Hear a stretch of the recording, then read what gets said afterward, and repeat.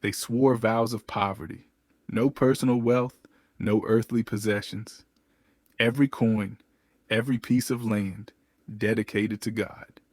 Yet within a century, they owned more assets than most European kingdoms combined. They were warrior monks, protectors of pilgrims, defenders of the faith. But their true conquest wasn't Jerusalem. It was the creation of the world's first international banking system.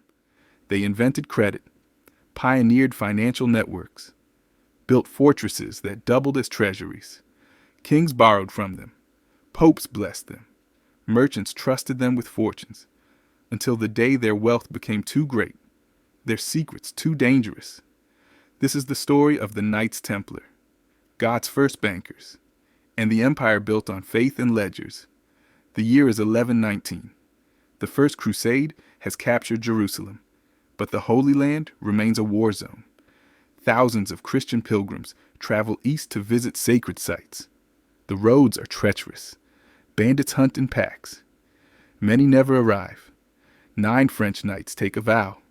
They will protect these pilgrims. They establish themselves in Solomon's temple, thus the name Knights of the Temple. Templars.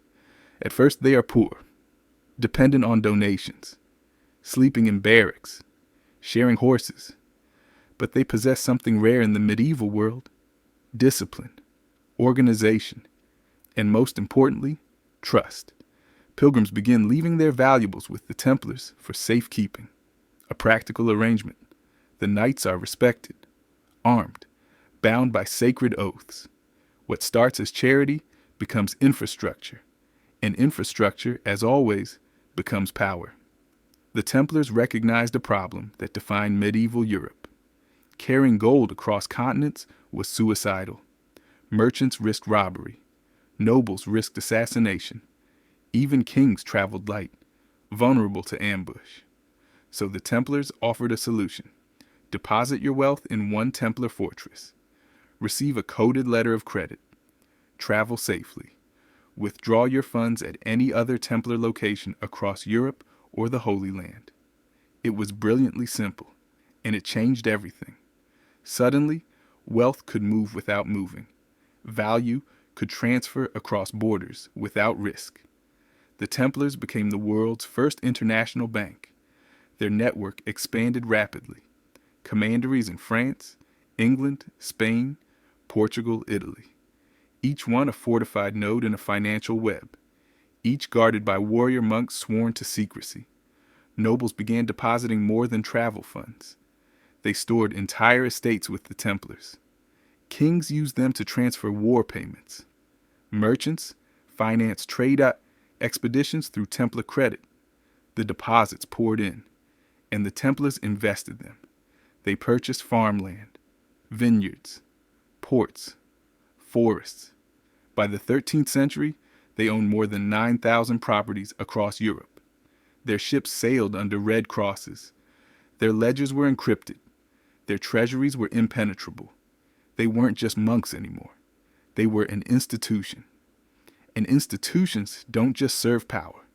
They become it. The genius of the Templars wasn't military. It was systematic.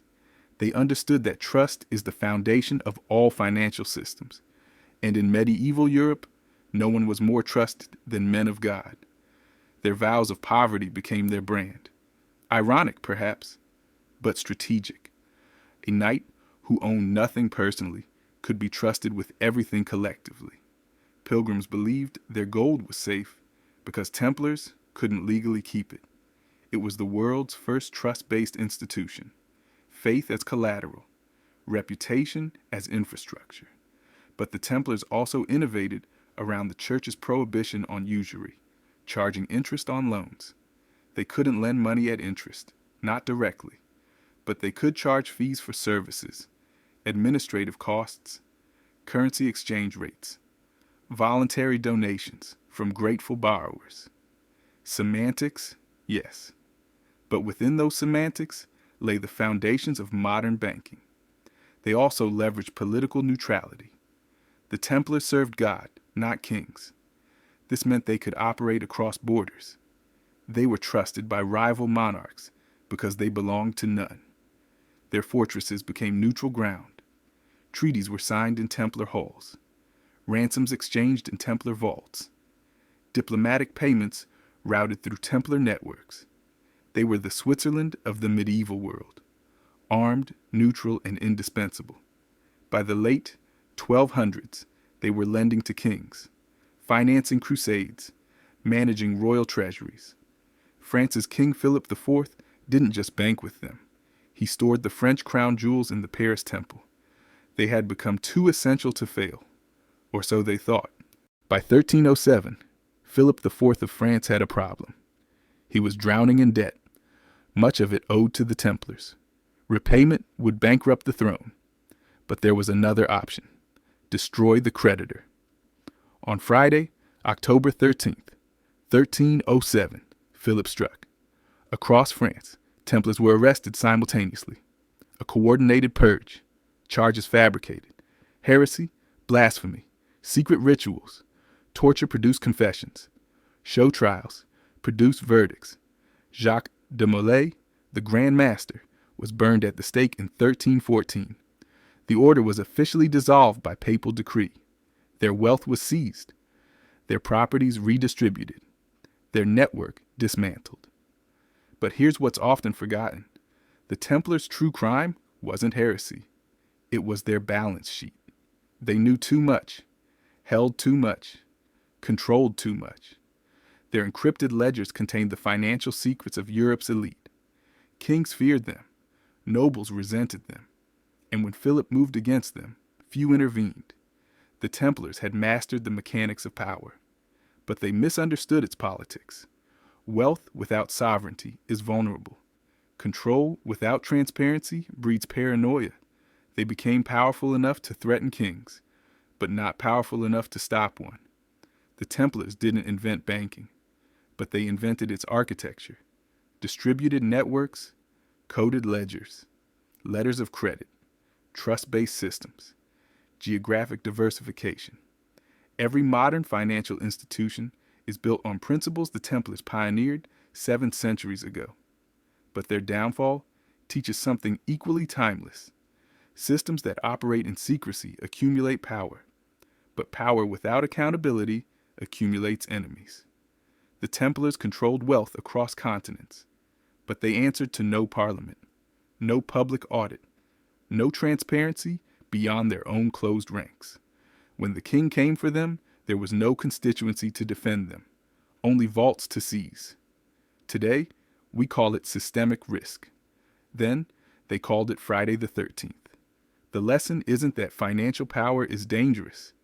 It's that financial power without political legitimacy is temporary.